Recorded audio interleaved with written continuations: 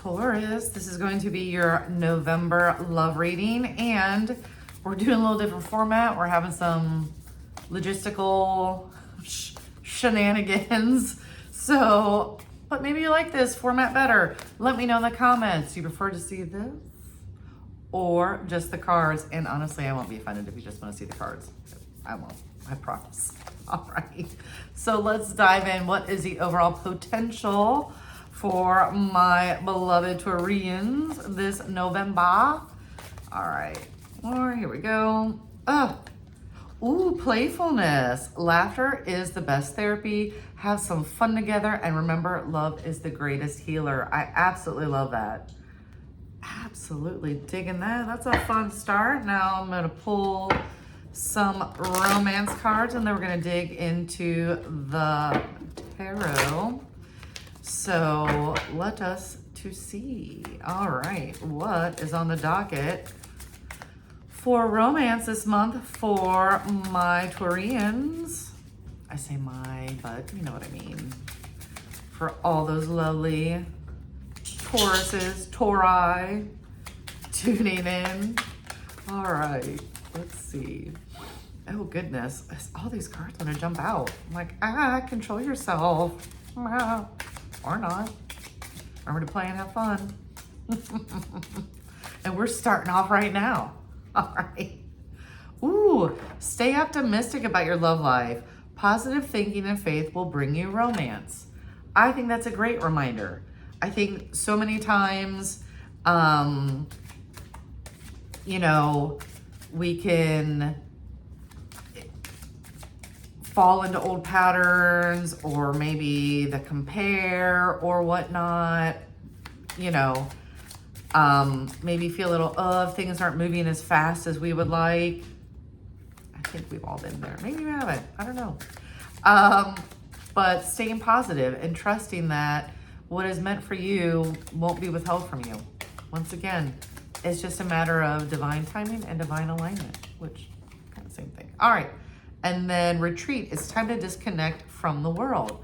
But notice that it shows a couple there. So it's not that you're necessarily retreating by yourself. This could be a little getaway for you and your mate, which I think pairs perfectly with the playfulness.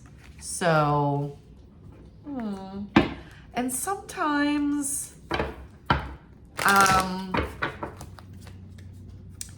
when people are playing, sometimes one of the people can misinterpret, and for some reason that's coming through. So somebody needed to be reminded of that, and just to not take it personally, stay in the play, positive thinking, always assume the best from your partner until proven otherwise, right? So let's tune into your energy around love. How are you holding yourself? So on and so forth. What's going on with the Taurus? And remember, take what resonates, leave the rest. This is a general reading. There will be a link in the description to my website if you would like a private reading. I have a couple different options, knowing that times are tough. So you can do like a 1-question reading for, I think I have it set at like $22, something like that, because I understand, right? But sometimes you just need some clarity. So if you feel so cold, it would be an honor. All right. So here we go. Woo! Coming out, Queen of Cups, the Devil, then the Four of Cups. Interesting. So Queen of Cups, here for it. There's lots of love. The Eight of Swords, the Eight of Swords. Okay. So the Devil can speak to lots of different things. But when I have the Devil and then the Four of Cups, to me, it's almost like there's this, there's this really strong attraction to somebody, but you're not necessarily seeing the forest for the trees. There's something that maybe you don't see, or you don't see what's right in front of you. You could also be either reminiscing about the past, but to me, this is more of like a daydreaming and thinking of, oh, and what if or what about, but then that's taking you out of the present. And then when you're not fully present, it's really challenging to magnetize, right? And to be the love that you are, which is interesting. And then we have the King of Swords. So we have lots of swords here. So maybe there's been some overthinking in the past. There may have been something that, once again, I feel like there's something that maybe you didn't see or information you didn't know. A lot of times swords can also be like about information.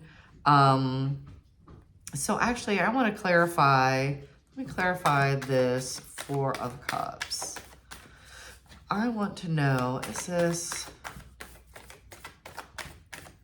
pulling out of this? After the Four of Cups. Then I get the Ten of Pentacles. So yeah, so you're definitely going to pull out of that space. Maybe the beginning of the month, there may be some, like I said, it feels like there's some tie to the past, but there's also leading to a daydreaming. So maybe there's somebody that from the past that, an ex that for, you know, whether through social media or whatever, comes on your radar and you have, like, you can, your mind wanders, right? You're human. You're like, oh, what if, or whatever. But it looks like you move past that, which is good. It's not a place to stay, right? Like, it's great to honor, acknowledge, give gratitude. Oh, you know what? I want to know also if these not seen is linked to the past person. Because the Ten of Pentacles is, you know, the completion, building the strong foundation. It's one of those all the things cards. So let me see if this the Eight of Swords and the Four of Cups, if it's related to like the same person. Yeah, we have the Knight of Pentacles.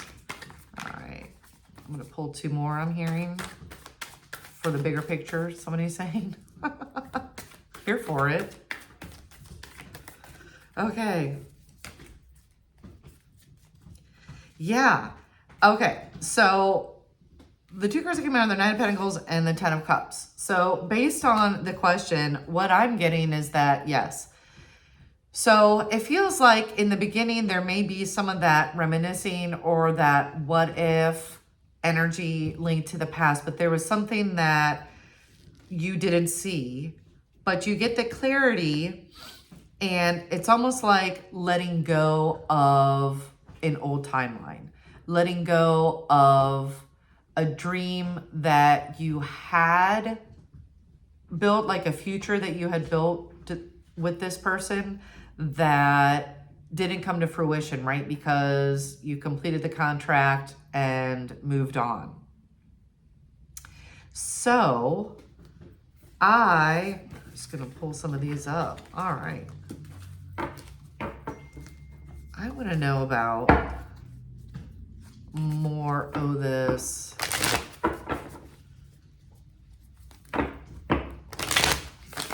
If there's somebody new.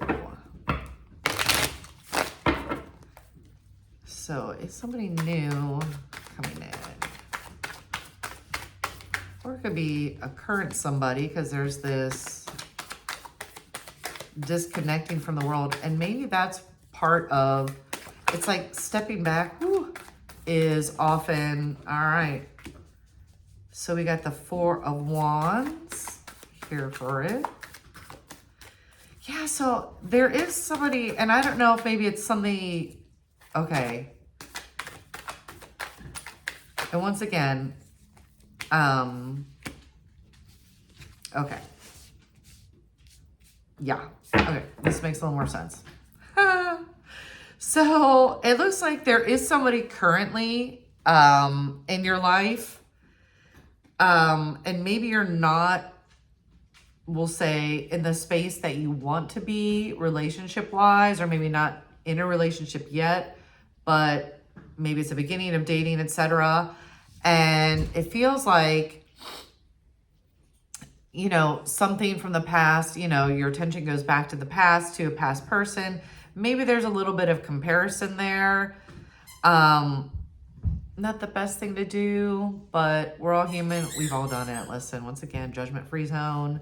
But you do move through that because this current person does want, or whoever's coming in, Ian, I don't know where that came from, coming in, does want a future with you. They do want to build something with you. So it's almost like maybe taking the, you know, this time out, this retreat with this person, and maybe that's just a little weekend getaway, and you get to see a side of them that maybe you hadn't seen before. Maybe that was making you question and compare with the past person. And honestly, a lot of times 2020 vision, we can either, most people go one of two ways. Everything was bad, like, oh my God, or we can tend to idealize and forget the flaws of the previous partner. But like I said, with the clarity, and I think that's what's going to happen. You're going to get the clarity, and you're going to get to see a side of this person, of this new person, that you need to see, and then trusting, staying optimistic, that what you're seeing is sincere, that they really do want something solid with you. So interesting. All right, so any advice for my lovely Taurians for this month to, as they navigate? All right. Goodness gracious, all these cards. It's like all the cards want to jump out for you. Every deck that's reading, that's hilarious.